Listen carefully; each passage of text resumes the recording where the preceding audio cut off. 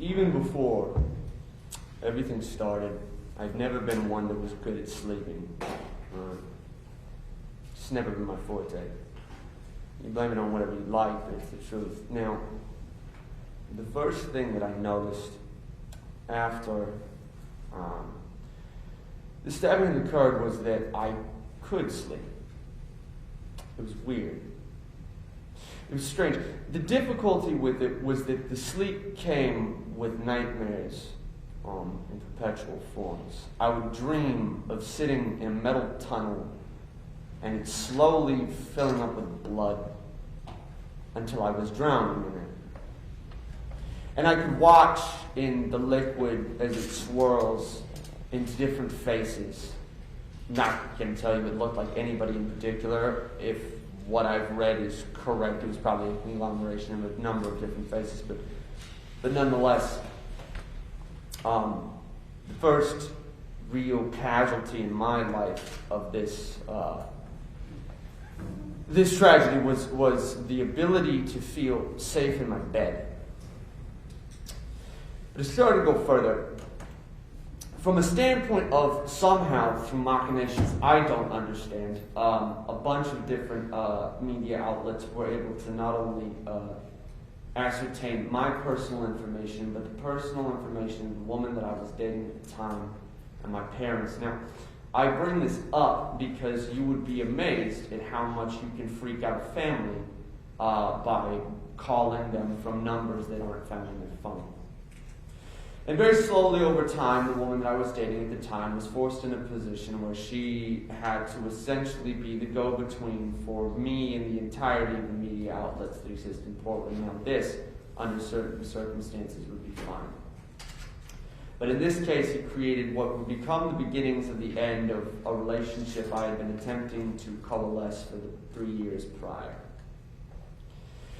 And after the calls began surfacing, as I began attempting to find out how to navigate the new normal of my life, I discovered that gin is an excellent remedy for anxiety.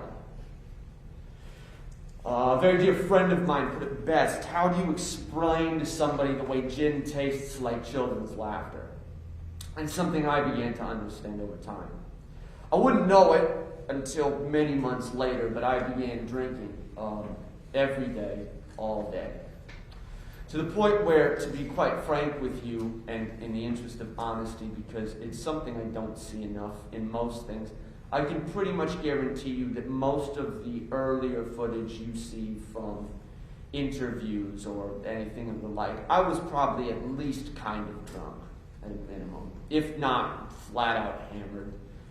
There's even one in which I don't remember it happening, and that is a different kind of shame that I cannot express to you. My point is, I became what we call a full-blown addict and an alcoholic. I lost 9 months.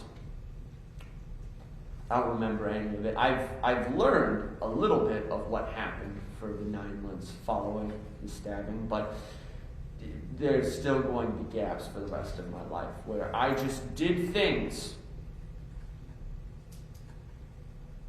to people, to places, said things to folks that I loved, made mistakes that I could have stopped by making a separate choice, but that once I finally got to that position where I wasn't even present in the moment, all choices were gone. See, I've changed a lot from all of this.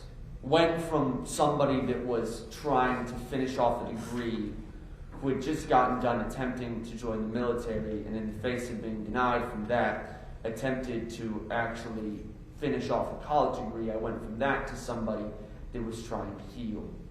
And I was failing miserably at it. And to be very frank with you, if it was not for a program that centered on anonymity and showed me how to have a spiritual experience through a series of steps, I wouldn't have been able to crawl out of the hole that was my life.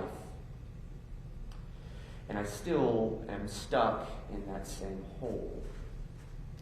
Not less than about 2 weeks ago, it was an early morning and I had yet to have my coffee.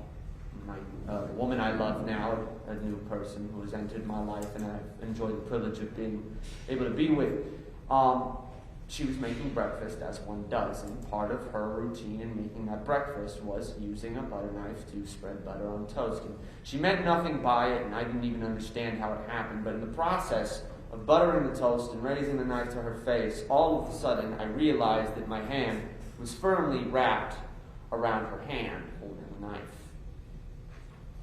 seemingly as if it had a mind of its own. And this is ubiquitous now. This is in every aspect of my life. There is not a room in this world that I can enter without at least scanning it first to decide who the person is that is most likely to hurt me, how close by they are, attempting the calculations. How many steps would it take them to get to me? What kind of weapons do they have? When you look at your pockets, what are the bulges in it? Is it long? Is it square? Is it L-shaped? If it's L-shaped, how quickly can I get behind cover?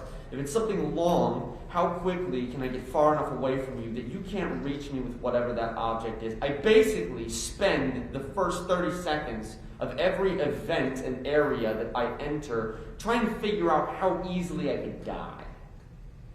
With no real professional knowledge, nothing but experience to look back upon with that.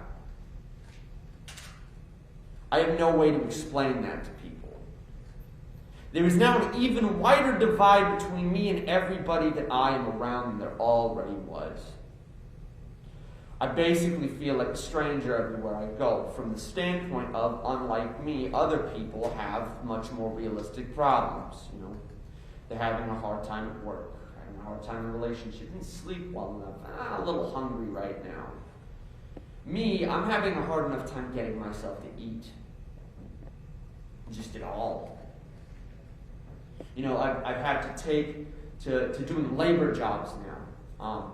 Not had to because, I'm in some way mentally handicapped from returning to school, but because I basically have to do as much backbreaking labor as I can throughout a day just to get rid of all the anxious energy that I have in order to feel hungry, to feel tired, and to not feel so blazingly and blatantly angry all the time.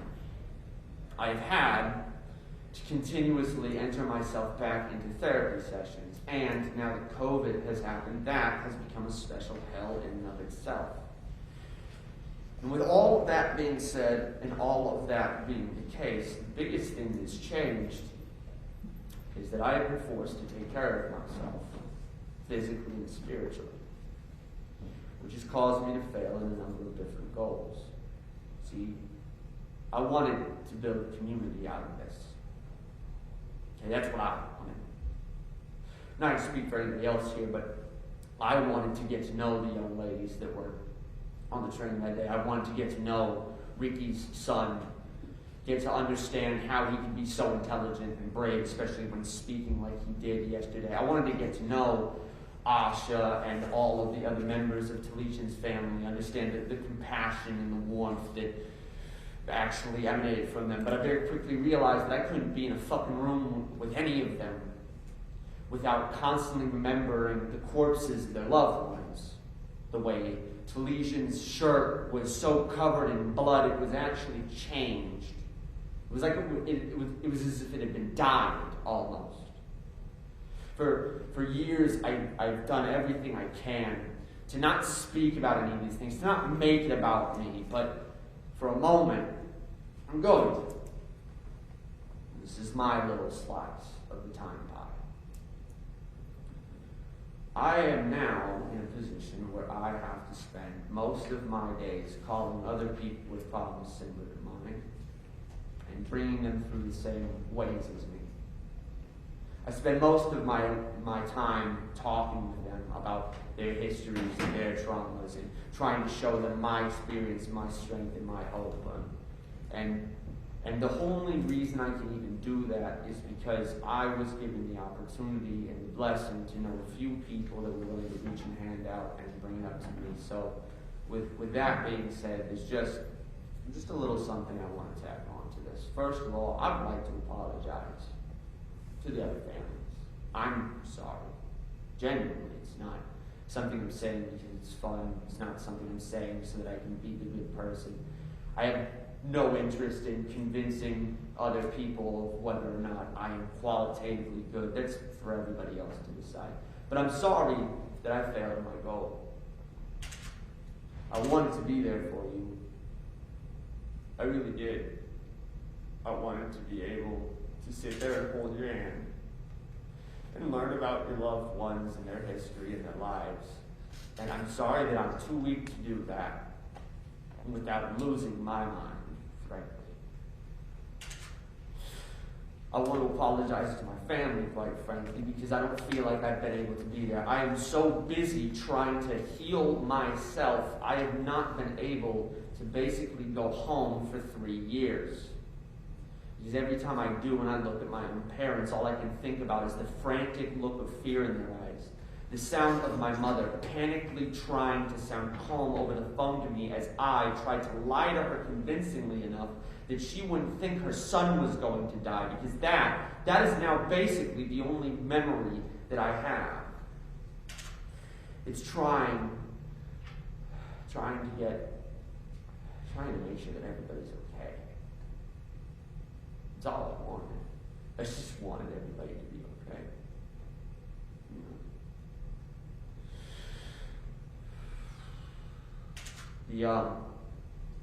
I have had 3 years to stew over this and try to puzzle it out from all of the different angles. And really, this is just kind of where I want to end things from a standpoint, because everybody has given their analysis of the situation, right? And to be quite frank with you, Mr. Christian, I want you to understand something. I don't take personal. I don't. It's okay, again. For me, I'm not going to speak for anyone else. Okay. I absolutely believe that as far as the other families are concerned, I hope that they find the deepest punishment they can for you. But as far as you and me, we're good. Because the fact of the matter is, if what you brought into the court is true, assuming that it is, then that means that you and I, both as alcoholics, both as people that are mentally ill, the difference being that I was given an abundance of resources, and you apparently either weren't, or those resources failed to actually be of any service to you. You are in the position you're in, and I'm in the position I'm in.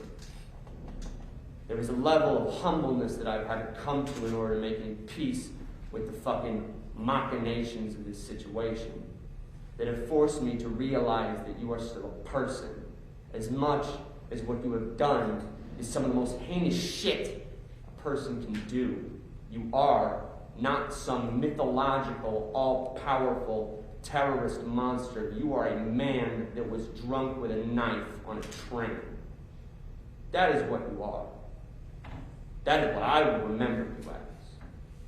And though I hope you sit in a cell for the rest of your life so that you are never able to hurt another person the way you hurt those families again, I do hope that you find a way to become better than what you are today.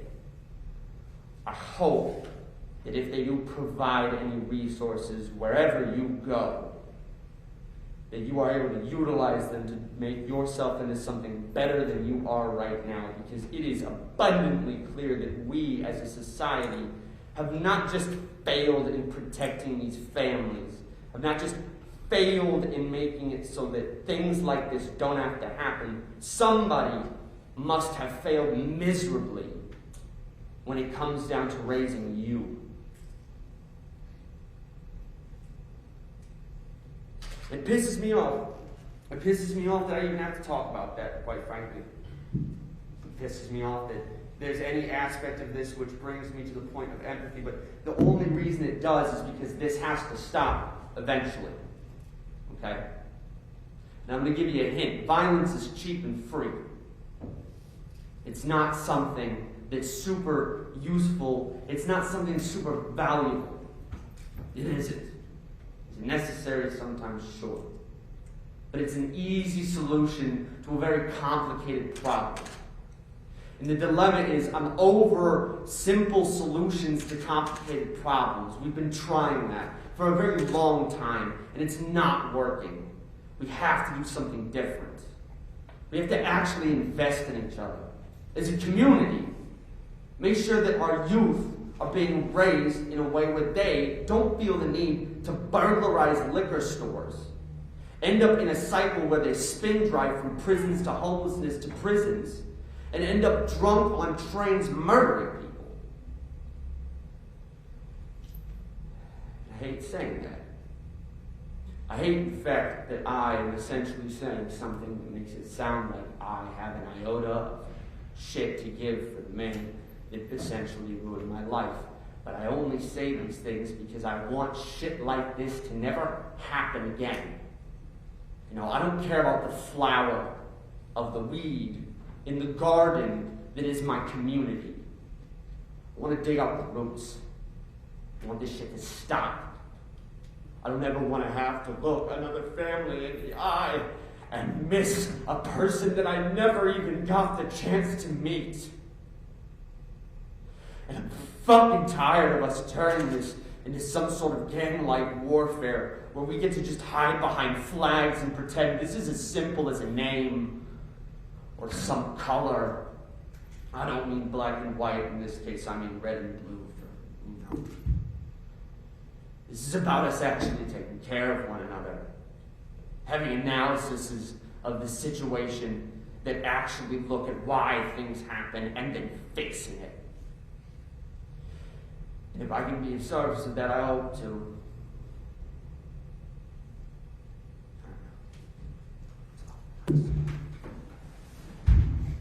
Thank you, Mr. Fletcher.